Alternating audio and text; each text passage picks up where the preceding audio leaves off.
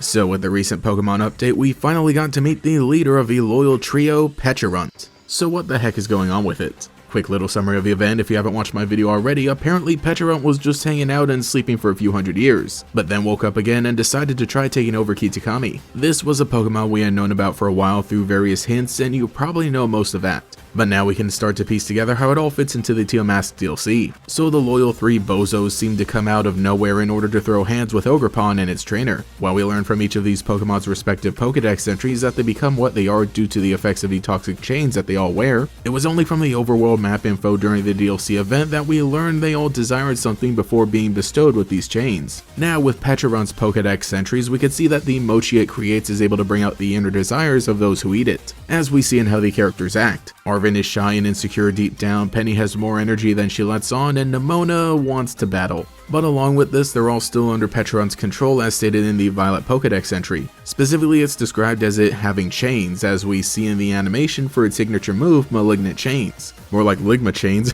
This Pokemon's whole motif is that it's small but has the ability to control others like a puppet master. Though when it comes to the loyal three, they seem to have their own free will but stick close to Pecharunt because its toxic chains gave them exactly what they desired. They're like the enforcers that serve the boss who rules from the shadows. Why exactly the four of them wanted to harm Ogerpon and its trainer is unknown, but from what we see in the epilogue event, I think it really just wanted to cause trouble. It laughs maniacally when it has the upper hand, makes the people it controls dance just because, and only backs down when directly confronted and defeated. I'd say this is one of the few genuinely chaotic evil Pokemon. Back before we had the whole story, there was a lot of discussion of whether Kieran was being controlled or influenced by this Pokemon, as it was hiding in the shadows during the events of the Teal Mask, and also there were theories that he would be controlled by it in the Indigo Disc storyline. But as we see, Pecharunt was asleep the entire time, and only woke up when the player character brought the mythical Pechaberry into close proximity of it. If anything, it's kind of funny that Kieran was the only NPC who didn't get mind controlled. His new hairdo that was reminiscent of a Pechaberry was meant more as symbolism, showing that even if he wasn't being directly controlled by Pecharunt, his behavior was starting to become more like it,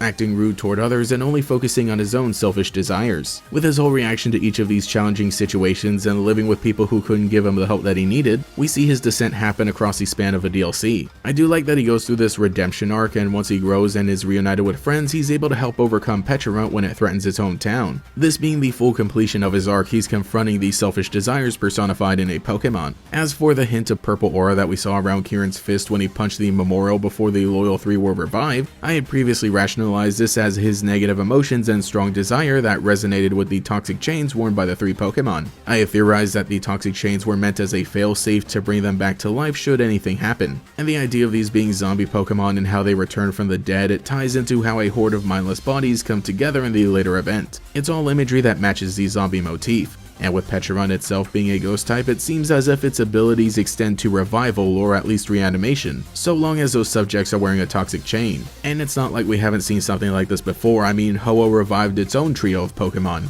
Death is a lot more of an inconvenience in this franchise.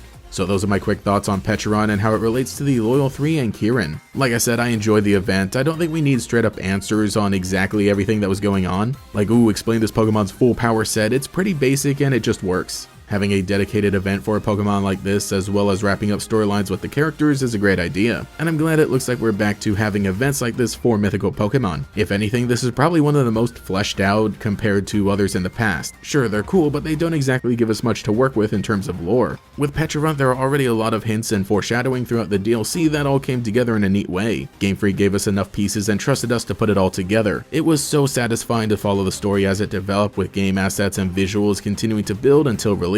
So let me know what you think in the comments below. Anyway, I should probably go make that none of my plushes are actually alive. Thank you to every channel member for your continued support, including great gators just like Actual Clown, Alex Switz, No Man Nobi, Oleg Studios, and even more. If you would like to support, see your name here, get access to emotes for comments, live streams, and watch some videos a few hours early, you can become a channel member today. You can also follow me on Twitter as well for more memes and Twitch for more streams. Anyway, this is GatorX, and I'll catch you all later. Introducing the pinnacle of Pecha, the mythical Pechaberry. That vivid skin, that lustrous glow. Pokemon just can't say no. A special gift for any occasion. A thank you or congratulations. The mythical Pechaberry. Coming via mystery gift, whether you like it or not.